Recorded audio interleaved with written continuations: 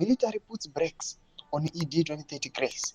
Zarabena mashoko arikuda panguva ine zvinzi aiwa the 2017 military coup nesituation yanga iripo muna November 2017 ndo yadzoka zvakare paground munyika yeZimbabwe. Zarabena mashoko arikuda pachena vanhu vaiva curious da kuziva kuti Chiwenga Sidhosi amaimbova nei, and panguva ino VP Constantino Chiwenga is articulated it. Is document rabva raleika kanyisa kuda pachena kuti aiwa vemauto vakapinda mastreets nokuda kwesituation yanga iripo iri kuonekwa this is the same situation yavapo zvakare munyika yeZimbabwe. Zarabena mashoko vanhu vachibudatira mashoko vachiti aiwa tekai tikaisa munhu akatanga kuenda against zvakambopika nekusuwa maauthor achiti achaita aiwa tinomubvisa zvakare. Ndobva subscribe like on the bell icon timida paendo yalini emabanyira chiti if we remove Zvigananda and the next administration starts the same issues, we will remove them in exactly the same way until we get it right.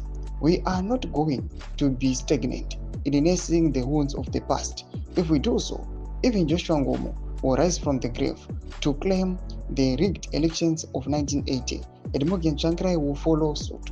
We will keep moving forward like all modern democracies we see around the world.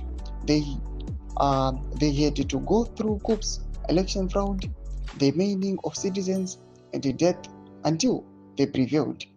We shall prevail too. Victory is certain. Aluta continua. My comrades, Abacha Zvigananda. Mashoko aruta kwa panguva ino anachita aiwa kunyakuti kainstola tikabvisa mugabe. Now we are being disappointed in Zvigananda, and now people they are planning to remove this Zvigananda on the 17th of October through a protest more the Harare CBT. Panguva ino vari kuti we want to remove them kunyakuti kaisa again, or vari kuti aiwa tokuna kuisa Chiwenga or someone else akaita again. Tinovashedza vemauto vapinde zvekare mastreets vabvise vanenge vapinda imomo vanenge vachionekwa kunzi they are sabotage citizens. Panguva ino they are causing the national decline. Panguva ino they are capturing the state institutions.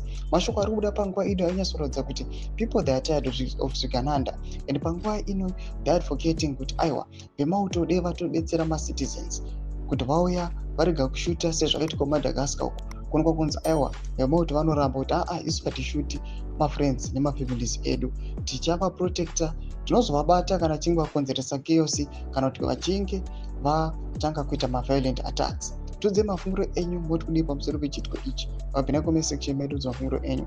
Subscribe or like, hit on the bell icon.